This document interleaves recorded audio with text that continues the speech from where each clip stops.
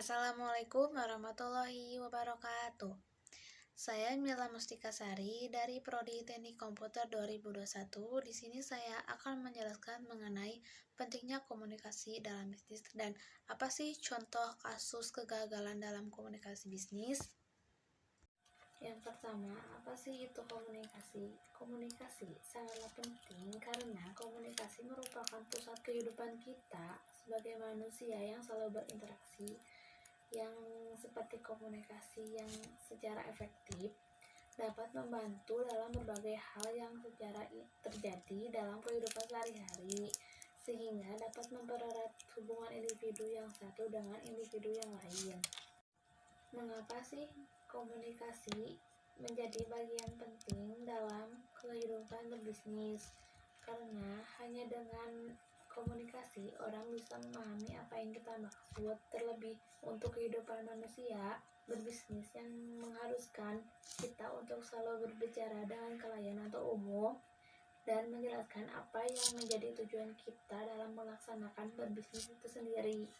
Dalam sebuah bisnis, komunikasi menjadi salah satu faktor terpenting dalam keberhasilan pencapaian usaha. Dengan komunikasi yang baik, pembisnis bisa menjual produk yang dimiliki dengan lebih baik dan juga bisa menghindari terjadinya kesalahpahaman antara kedua belah pihak. Nah, di sini ada contoh kasus kegagalan komunikasi bisnis atau studi kasus kegagalan komunikasi bisnis dalam perusahaan.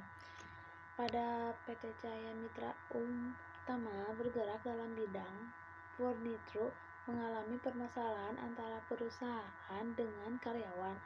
Permasalahan ini terjadi yang disebabkan oleh adanya miscommunication antara atasan dengan karyawannya, adanya perubahan kebijakan dalam perusahaan mengenai perhitungan gaji kerja karyawan.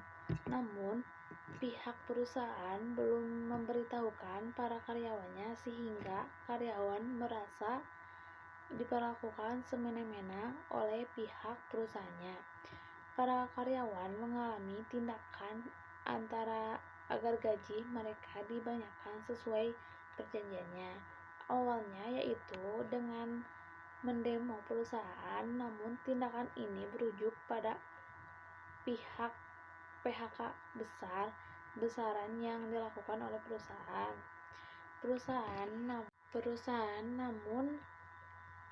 manapun pasti pernah mengalami permasalahan internal, mulai dari tingkat individu, kelompok, sampai unit.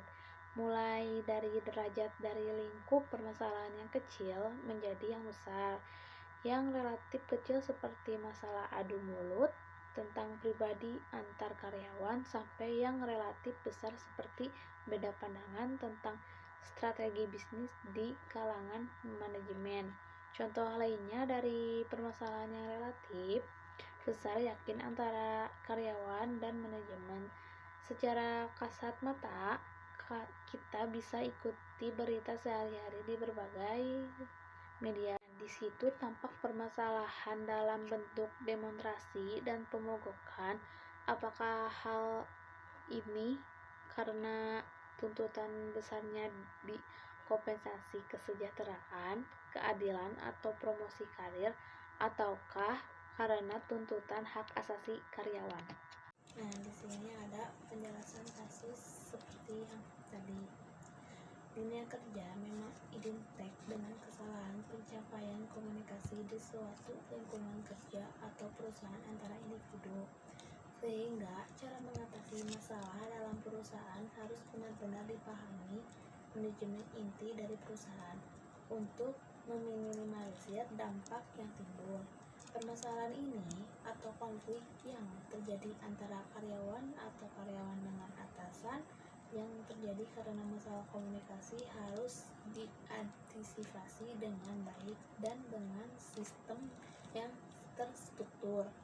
Karena jika masalah ini komunikasi antara atasan dan bawahan terjadi hal-hal yang tidak diinginkan, misalnya kerja tidak maksimal, mogok kerja, atau bahkan sampai demo besar-besaran, disebutnya demonstrasi. Dari kasus di atas dapat dipecahkan atau diselesaikan dengan solusi. Yang pertama ada jalinlah komunikasi yang baik dengan sesama karyawan terlebih dahulu, hingga jika ada informasi tidak hanya diterima oleh beberapa karyawan saja, tapi juga semua karyawan, dan informasi tersebut tidak singgap siur kebenarannya.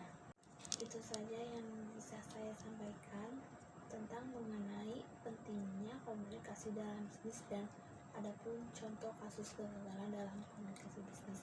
Terima kasih kepada Ibu Iis telah mendengarkan penjelasan dari saya. Mohon maaf apabila ada kesalahan. Assalamualaikum warahmatullahi wabarakatuh.